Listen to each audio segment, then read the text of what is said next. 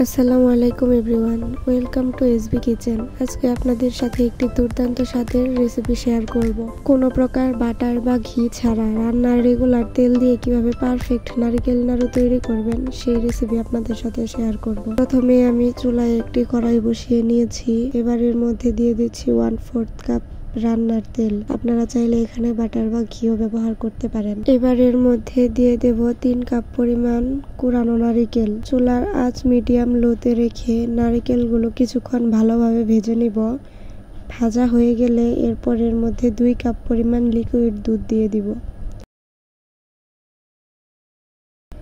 কুড়ানো নারকেলগুলো ভালোভাবে দুধটুকু শুষে নেওয়া পর্যন্ত ভাজতে থাকবো। এবার এর মধ্যে দিয়ে দিচ্ছি 2টো তেজপাতা এবং একটি এলাচ। দিয়ে দেব পরিমাণ মতো লবণ। এই পর্যায়ে অনবরত নাড়তে থাকতে হবে। 3 কাপ পরিমাণ কুড়ানো নারকেলের জন্য এখানে আমি 2 কাপ পরিমাণ চিনি ব্যবহার করেছি এবং হাফ কাপ পরিমাণ গুঁড়া দুধ ব্যবহার করছি। এতে নাড়ুর স্বাদ অনেকটাই বৃদ্ধি পায়। আপনারা চাইলে গুঁড়া দুধটি স্কিপ করতে পারেন। দেখতেই পাচ্ছেন আমি মিডিয়াম লো আঁচে বেশ কিছুক্ষণ জাল করে নিয়েছি এবং চিনিগুলো গলে গিয়ে নারকেলের সাথে মিশে গিয়েছে।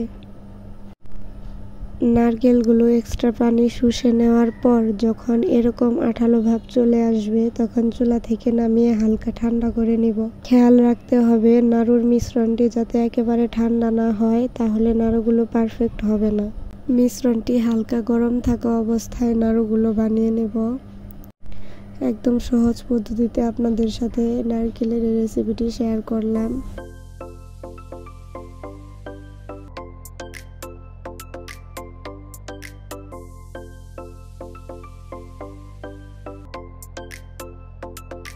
এবার আপনাদেরকে একটি নাড়ু ভেঙে দেখাচ্ছি কতটা পারফেক্ট হয়েছে।